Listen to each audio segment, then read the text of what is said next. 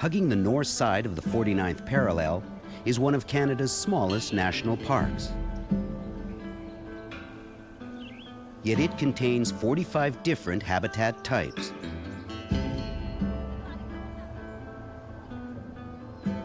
The wild landscapes of Waterton Lakes have drawn visitors for more than 100 years.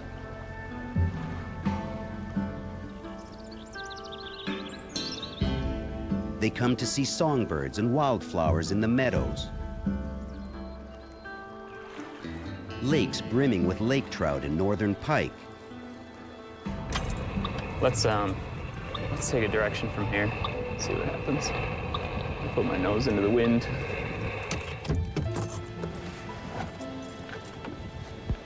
And up in the mountains, with some care taken, some of the most fascinating predators on Earth can be spotted.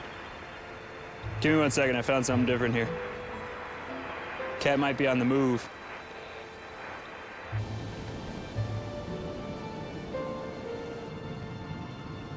Though easily accessible by road, Waterton Lakes National Park still feels like a wild place. But how can the park protect the wilderness while bringing visitors right to the doorstep and all the while keep them safe?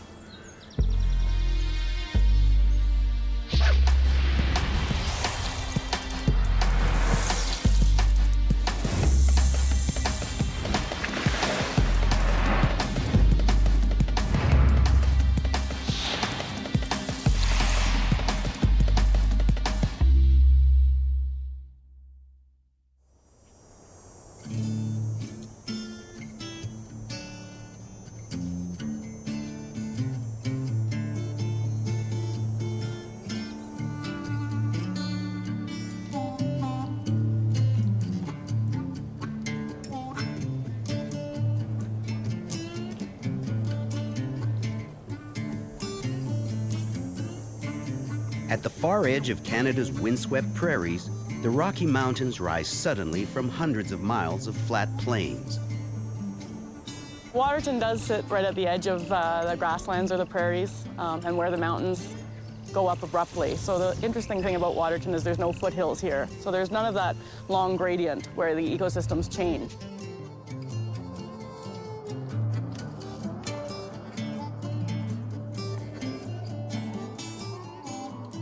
The boundaries of Waterton Lakes National Park are tucked in the southwest corner of the province of Alberta.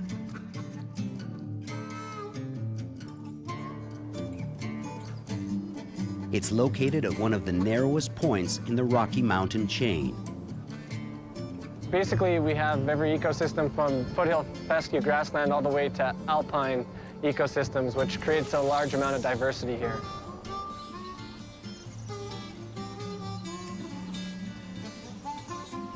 Deer, elk, bison, and bighorn sheep roam the park's grasslands.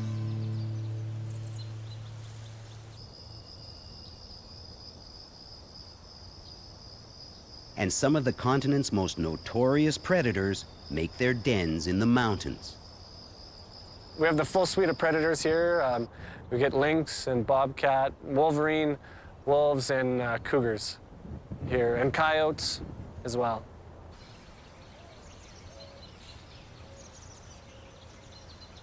We have both species of bear here in the park, both black and grizzly bear. We tend to see many more black bear here in the park, and they're often mistaken for grizzly bears because most black bears here in Waterton are very light in color.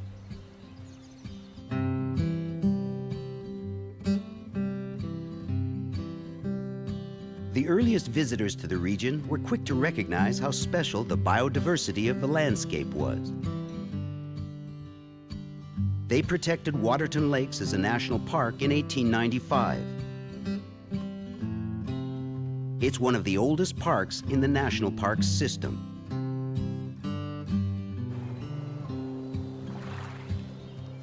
The lakes were stocked with fish for visiting anglers, and a small town for supplies was built. Originally, when the park was set aside, it was quite small. It was about 140 square kilometers, and over the many years, the boundary has changed size, and today we sit at 505 square kilometers.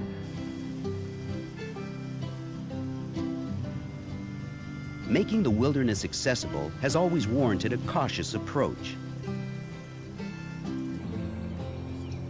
Now, through the first century of its existence, park managers at Waterton are keeping a careful eye on development.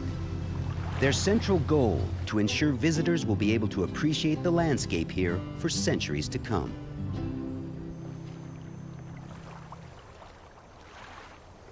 One of the things that visitors will tell you about Waterton is they may have visited here in the 60s or the 70s or the 80s, and they come back today, and they'll tell you that not a lot's changed here. So if you do have questions, feel free to come up to the front here and ask me. And I won't be talking for the whole trip today. I'll give you guys some quiet time. Let the scenery do a bit of the talking. That's always nice to do on a day like today. About 400,000 people come to visit Waterton Lakes National Park every year. When they arrive, they find a landscape of astonishing scenic vistas. And there's a few cliff here. Looking at that brilliant emeraldy color to the water here. Now that's due in part to something called rock flour. And when rocks are grinded together, a fine powder is produced called that rock flour. So that's where that unique color is coming from. Waterton's jam-packed with sort of iconic places to see and to visit, and you know, first off, I think that Red Rock Canyon is one place that people generally don't miss when they come to Waterton. It's a beautiful canyon with the red argillite rock in it. Cameron Lake is another beautiful spot at the end of the Acamina Parkway Road, where people like to canoe or you know, walk the lakeshore around there. There's also the Bears Hump in town, which is a short but very difficult climb to the top, but you're very much rewarded with an exceptional view of the Upper Waterton Valley and the Waterton town site.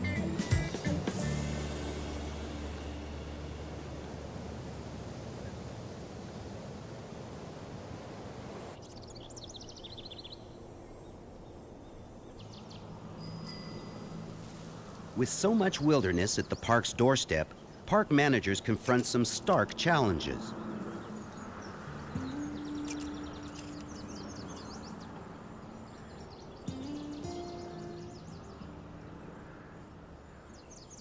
Though the town site may look like a petting zoo at times, these animals are wild.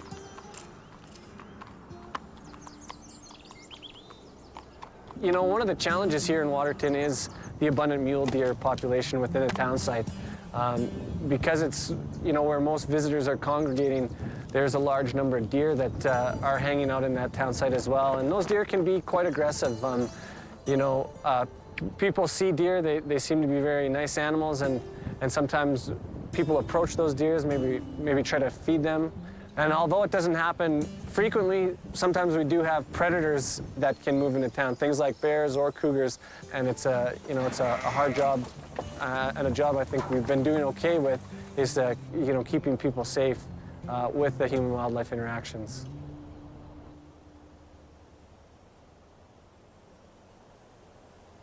Some of those living on the park's boundaries also struggle with wildlife that descends from the wild expanses of the park. When you start to have a problem with predation, it can get very costly in a hurry. Jennifer Jenkins owns a 3,000-acre ranch just outside Waterton Lakes National Park. Her family has been herding cattle here since 1888. The coyotes, bears, and wildcats that find sanctuary in the mountains of Waterton Lakes National Park all too often find their prey from within her herds.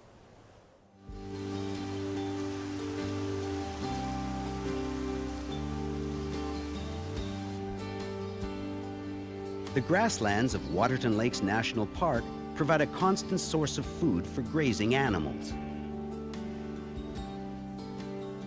Bison were the original grazers and maintainers of the grassland ecosystem, and once you go north of the park, you see the cattle, which has replaced bison as the predominant grazer on the grasslands, and it's part of that ranching heritage around here, and you know, sort of the new way of life.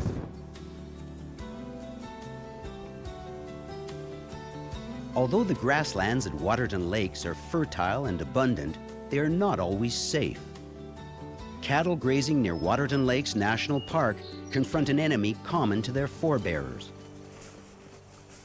We've had problems here with bears killing our calves, or this year we actually had some problem with some coyotes and some wolves killing our calves at calving time. And coyotes, bears, wolves can really have a big impact on your livestock in a short period of time once you start having a problem. Keeping predators away from their livestock is an ongoing struggle for ranchers like Jennifer. Often what we see is it's not a species of animals per se, like it's not necessarily grizzly bears or coyotes that are a problem, but it's individual animals. And living where we do, we accept that there are predators and we accept that we're going to have issues with them. It's just doing our best to manage that. Waterton is working towards the reduction of predator and livestock, or predator and human conflict. We've seen in this area an increase in the ranchers trying to do the same. And I mean, they're good neighbors to have, and as much as we can, we always try and work together on things, and both of us try to have land use practices that are compatible with one another.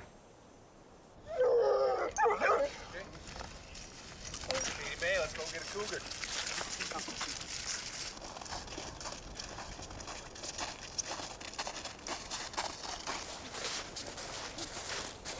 Jeremy Banfield, a graduate student at the University of Alberta, takes a more hands-on approach with some of the park's predators. Still got him down this direction more. He studies cougar populations ranging inside and outside the boundaries of Waterton Lakes National Park.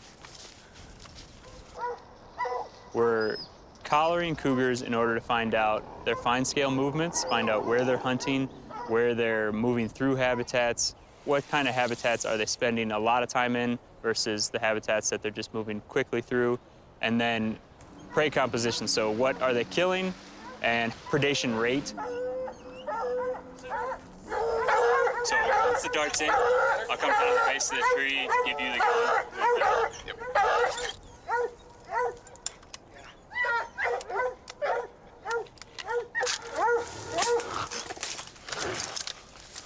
Good shot. Good job, Jeremy.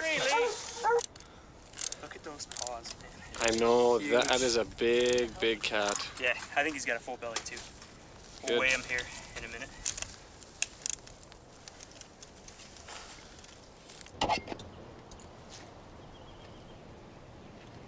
In the weeks after he collars cougars with a GPS tracking device, he follows the movements of the creature to better understand its behavior and the travel corridors it uses in the region.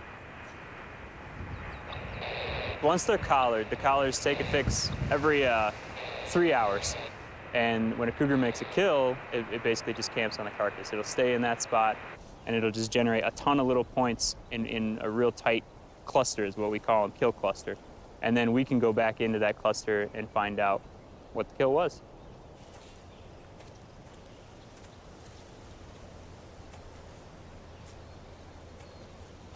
Three weeks ago, Jeremy collared a cougar not far from here. Today, he's going back into the woods to find the cougar's most recent kill site. So what are you looking for? You're just looking for... Hair pile, bones, blood, drag marks, anything. Usually it's the hair pile that you find first, because it's a lighter colored hair, you know, mule deer, bighorn sheep, something like that. Okay. Okay. Been trying to find something. It's just really tough without snow, you know? For tracks, sorry. Lots of deer. Using GPS technology, ecologist Jeremy Banfield traces the steps of a wild cougar. So here's his kill, or what's left of it, actually.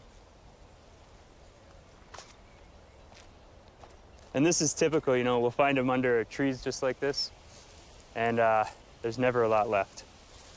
So this cougar left here probably about 7 days ago, and there's just It's pretty much just hair and a few little bone fragments here. He's hoping his research will help scientists better understand how cougars are faring in the wilderness of Waterton Lakes National Park. This information will also shed light on their interplay with the surrounding ecosystems of the east slopes of the Rocky Mountains.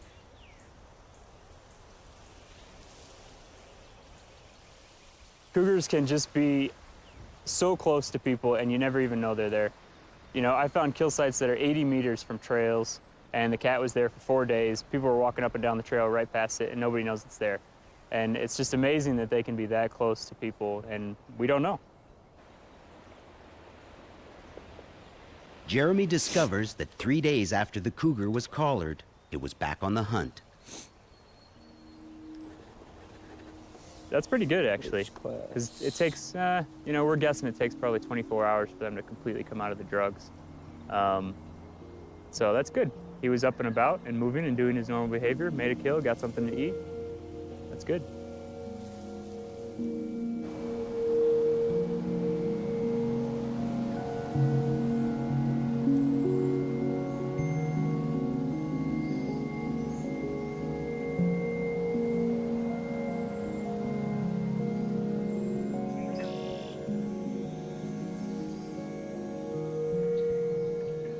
In Waterton Lakes National Park, hundreds of struggles between predator and prey unfold every day. Though the boundaries of the park are small, partnerships with neighbors have dramatically enlarged the amount of protected land in the area.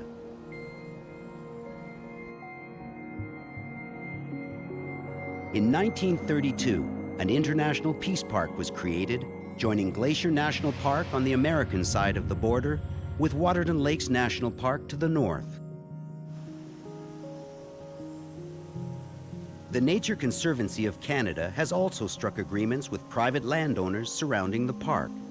By purchasing land and leasing it back to farmers, their efforts have massively expanded the wilderness envelope in the Waterton region. You know, it was a big deal for the Nature Conservancy to secure that land just north of the park, because essentially what that did was conserve that land and doesn't allow for any development, so the animals can move in and out of the boundaries of the park without running into any kind of development.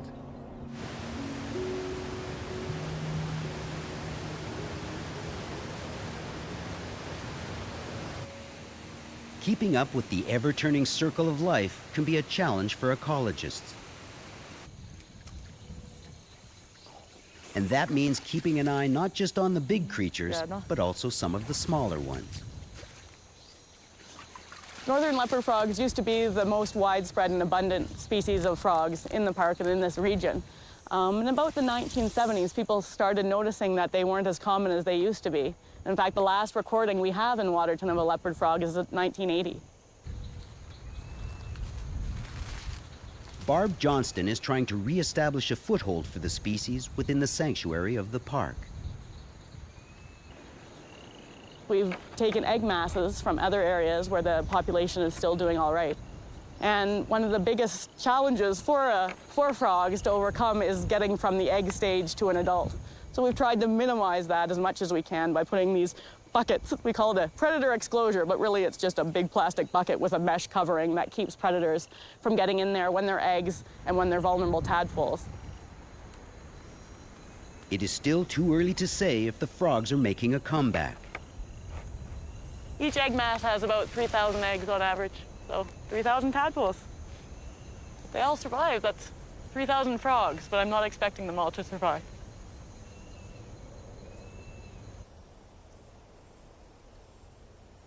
Meanwhile, other park ecologists at Waterton Lakes have their eyes on the skies. There are more than 250 species of breeding birds in the park.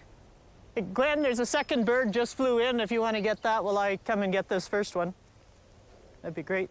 Over the course of the spring and summer, Cindy Smith sets up nets to catch small birds. Yeah, the first thing you have to do is decide which direction the bird came into the net from, so that you can take it out the same side that it flew in on. So what we're trying to study is the local conditions in terms of breeding birds and the survivorship of adults who return each year.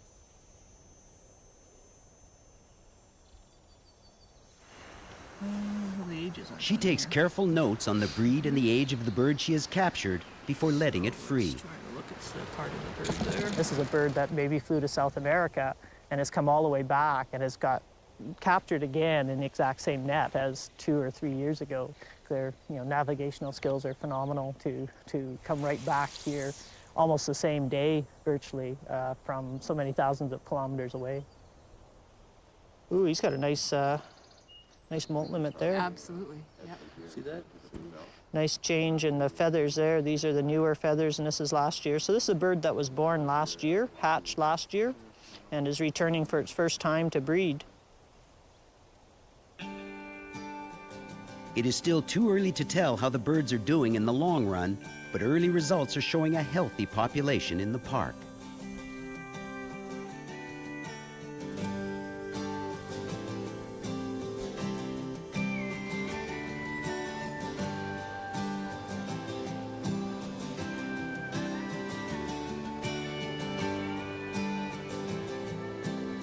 I feel very fortunate to live in an area where there is that great abundance of life around us. We'll see anything: coyotes, wolves, cougars, grizzly bears, black bears, marmots, all different kinds of birds, and wonderful, plant species, and it never grows old. People, love Waterton the way it is. We want to make sure that it stays that way, so we won't be putting up big condominium developments or strip malls or, allowing jet skis out on the lakes. By preventing some of those activities and by prohibiting further development, we'll keep this park just the way it is. Maintaining the balance between accessible wilderness and ecological integrity is a daily ritual for Waterton Lakes National Park. It's one of the smaller yet most diverse parks in the system, a landscape teeming with wildlife, so close you can count the rings in their horns.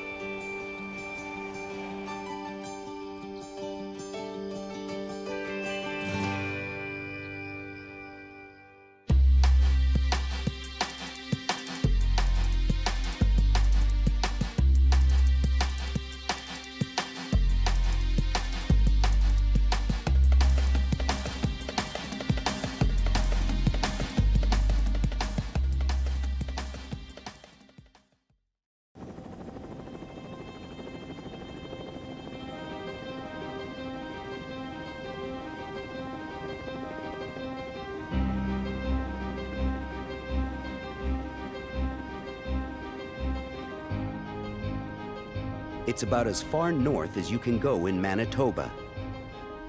Perched on the western edge of Hudson Bay, Wapusk National Park stands on the brink of change.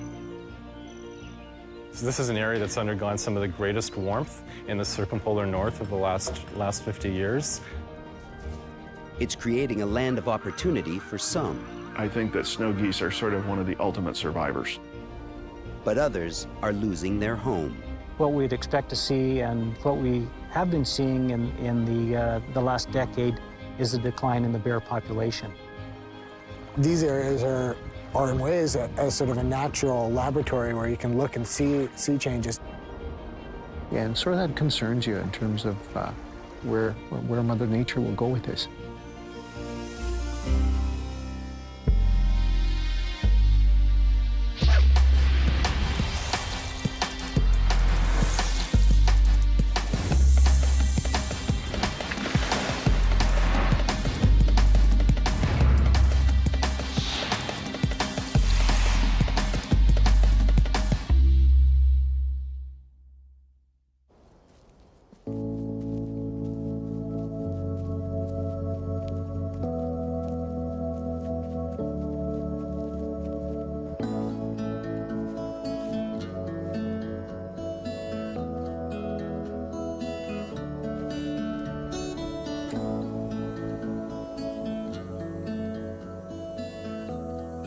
Wapusk National Park is a remote low-lying landscape, dependent on and the result of a cold, if not frozen, environment.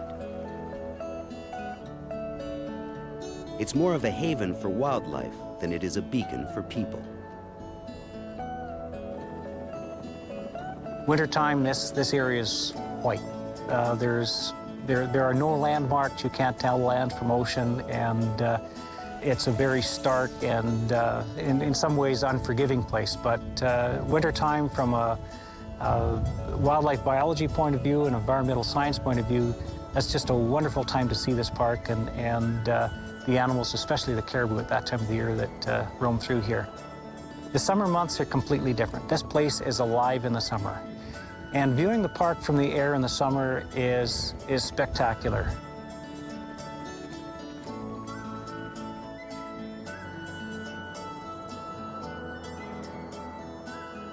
Wapusk National Park is tucked into the southern edge of the Arctic ecozone.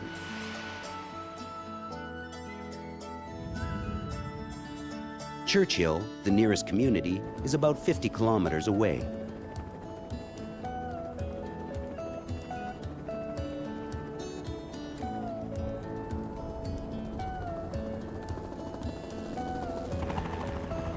There is no road access nor trail access to the park.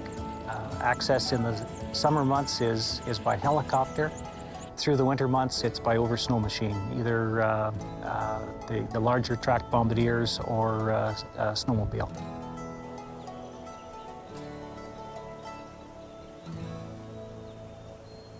These days, a small number of visitors come through the park. But at one time, this was a fur trading hub. And long before then, ancestors of Inuit, Cree, and Dene people lived here. So this is one of the archaeological sites in Churchill. And over behind me, that hunting blind would have been a strategic area to hide behind and wait for caribou to come by. We also see evidence of shells among the chert. The only people who get close to wildlife these days are researchers, park staff, and the bear monitors who guard them, as well as people who hook up with a tour operator to get close to this area's most iconic species.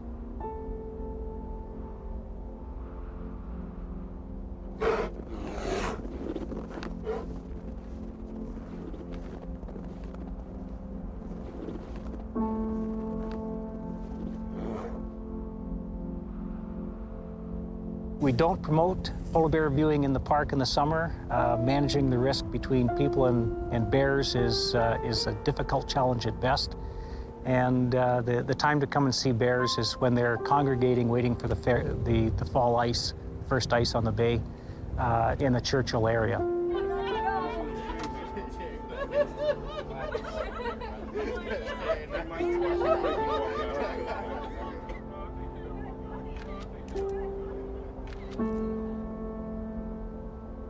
The other time to come and see bears is in mid-February to mid-March, and this is at the time when the family groups are emerging from the maternity den, so the female bears and the new cubs, and that's pretty spectacular.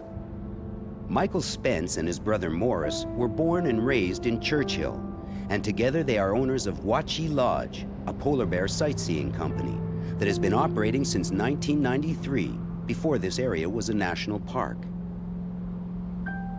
My father was a trapper, and during those early years of getting involved in the trap line,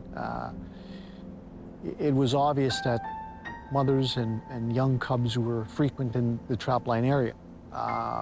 So we are taking people into Wapusk and showing them a whole new experience of where bears come from and what they're like at that young age of 2 months old. I mean, they're full of energy. It's such a beautiful an opportunity to witness nature at that young age.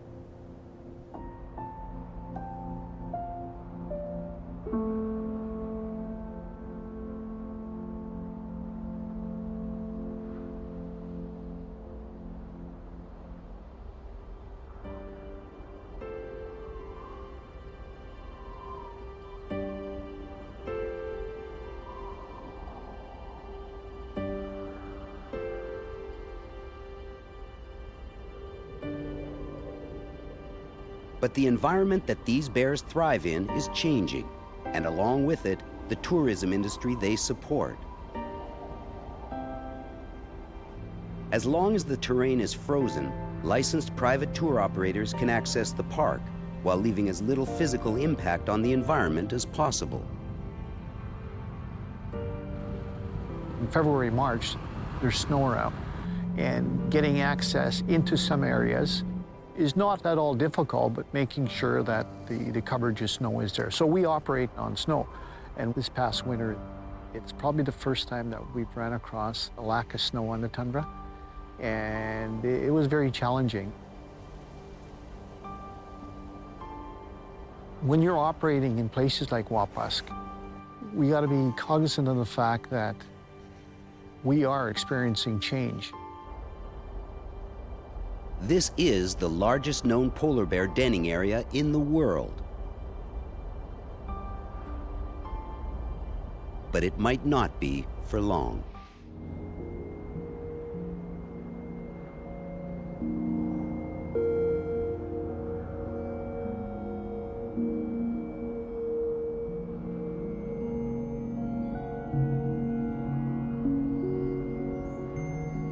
Wapusk National Park is named after its emblematic species. Wapusk in Cree means white bear.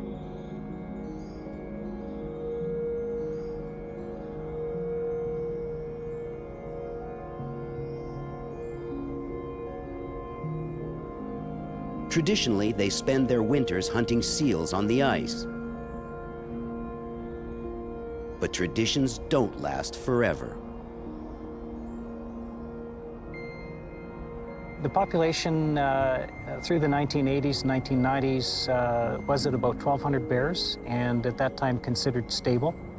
The population survey last done completed in 2004 found only 935 bears in the population, so that is a very significant decline.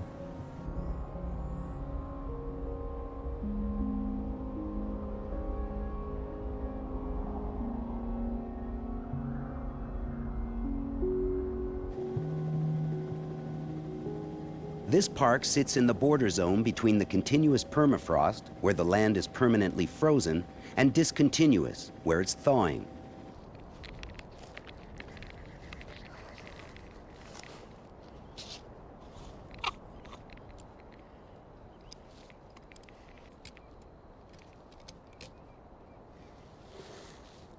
"47 centimeters to ice. No water. Again. The warmer it gets, the deeper the thawed-out active layer becomes, and the more it tends to dry out.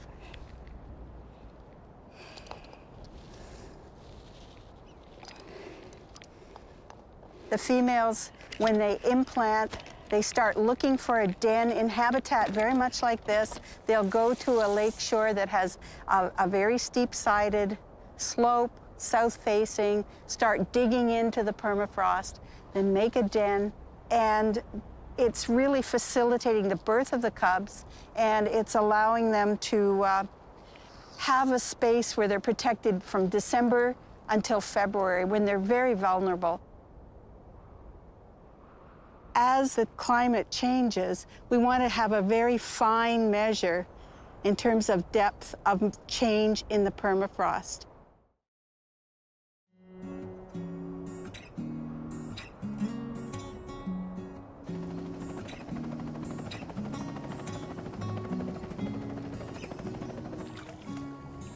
Another change scientists are monitoring are the water levels in the many lakes in the park. Most of the lakes are quite shallow, less than a meter deep. It's because the ground is frozen, so they can't really get too much deeper. Sometimes you get a little bit deeper one where the permafrost will melt in the middle, but for the most part, they're very shallow ponds. John Sweetman is a northern ecologist with Parks Canada. With the help of graduate students, he's taking water samples from these ponds to better understand the impact that climate change is having on the plants and animals that live within them. As the planet warms, these shallow lakes and ponds receive more runoff from the land, changing the nutrient balance within the water. So you can see it almost holds water. It's so fine. So we're just looking at microscopic plants that live within the water column. This is lake number 14 out of 40 that they'll sample throughout the park.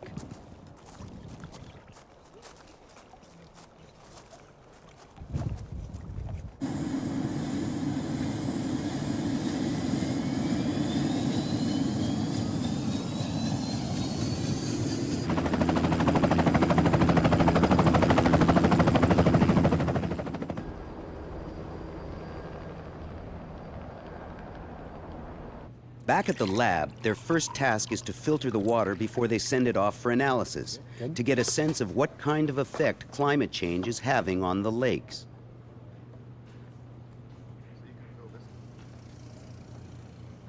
The oxygen in the water carries a forensic signature, allowing them to trace back whether it came from rainwater or snowmelt. This research and these water samples are laying the groundwork for an aquatic monitoring program. Their preliminary results are alarming. The melting snow seems to be releasing more greenhouse gases into the atmosphere, potentially speeding up climate change.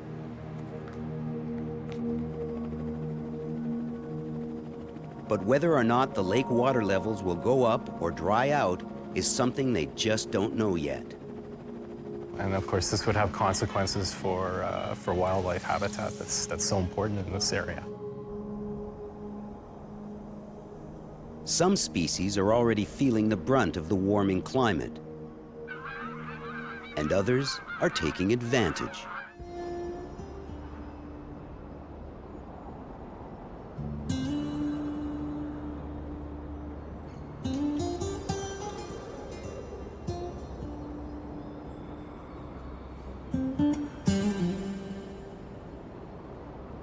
It used to be the Arctic fox were the predominant fox species in Wapusk National Park.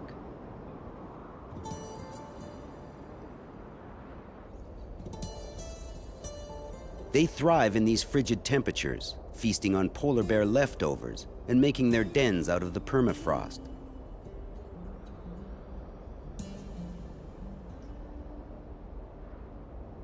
But lately, there's another fox shouldering in on their terrain. The red fox.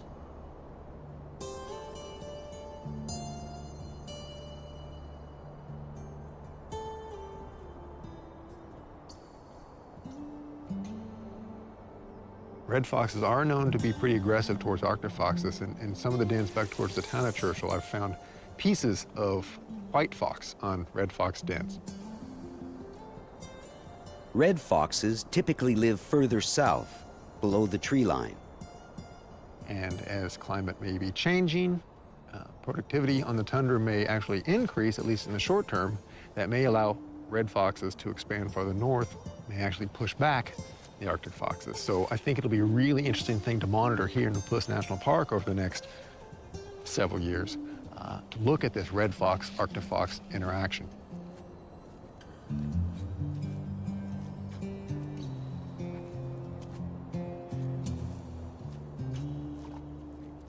Jim Roth did his postgraduate work here decades ago. Now he's back on a new mission, to identify foxes in and around the park and figure out what they're eating. Now this one has a really distinct odor also. You can smell a lot of fox urine. Check right over there. You should look at this hair though. I don't know if where that would have came from. That is dark. It is. Yeah. So that clearly would not be an Arctic fox. He was over there earlier, I think on the snow just down below the den. Arctic foxes only live 3 to 4 years on average. And so their numbers are really driven by reproduction. So when there's lots of food around, they crank out all these pups. The pups survive, and the numbers really take off. But when food abundance is really low, there's nothing for these foxes to eat, and their numbers crash. This looks like a fox. It perished over the winter. So it's in its white coloration. It could be potentially a young one that was born here last year and stuck around and just, they have really high juvenile mortality. If there wasn't a whole lot of food around, then this is often the fate of these young animals. The Arctic foxes molt out of their thick winter coats in the spring, opting for a bluish patchy coat for the summer.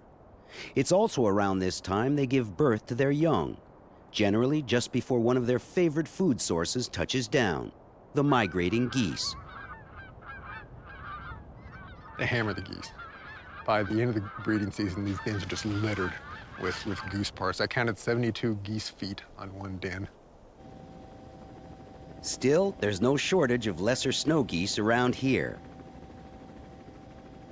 Like the Arctic foxes, climate change is shifting their population balance, tipping it in favor of the snow geese.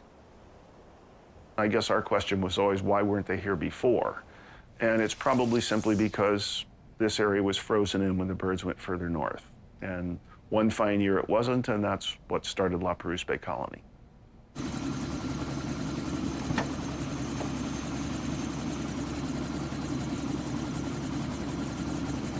Rocky Rockwell has been investigating snow geese on this landscape before this was even a national park.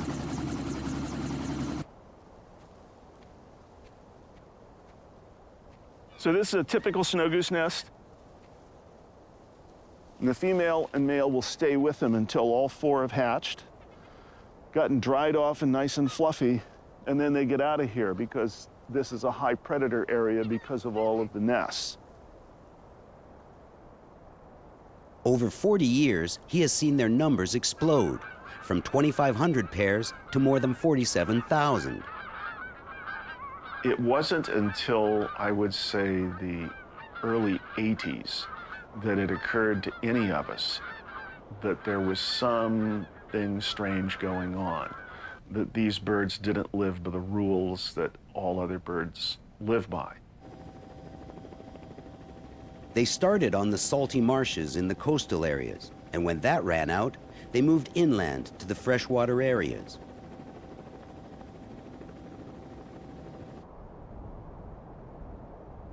Their impact on the landscape is devastating. My first impression of this was that this had to be something like a lightning strike, a fire kind of situation, because throughout the park you have burns that look a bit like this. But when you get on the ground and you find piles of goose poop and you find old nests and you find grubbed areas, you suddenly realize, no, this isn't a burn. Their eating habits and ever-increasing numbers are ravaging the landscape. Using their beaks to remove any remaining roots in the ground, the soil ends up drying out. And because this was once an ancient seafloor, when the soil loses moisture, its salt becomes concentrated. And what that does is it kills the trees. The problem for the rest of the ecosystem with that is this is the habitat for probably 20 or 30 species of birds that nest in trees and bushes. And because of snow goose grubbing, that's all gone. Continental waterfowl managers have tried relaxing the rules to allow more snow geese hunting, but that's barely making a dent.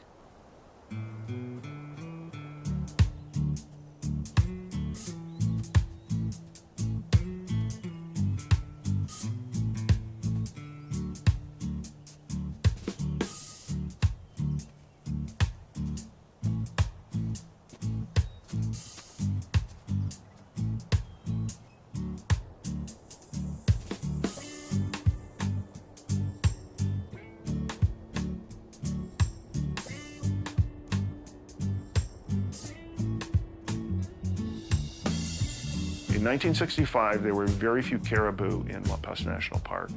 In 1965, there were very few snow geese in Wapusk National Park. Now there's lots of both. and what the bears are doing is eating them. The question that is bothering to everybody, I think, is this going to be enough to sustain the bears? And I don't think anybody knows the answer to that. One thing is certain. The forces of change up here are awesome. Some animal species will adapt to the new environment. Others may not. The landscape itself will certainly continue to evolve.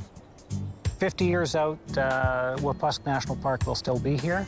It will have changed somewhat as the ecosystems around us change, but it will still be representative of the Hudson James lowlands.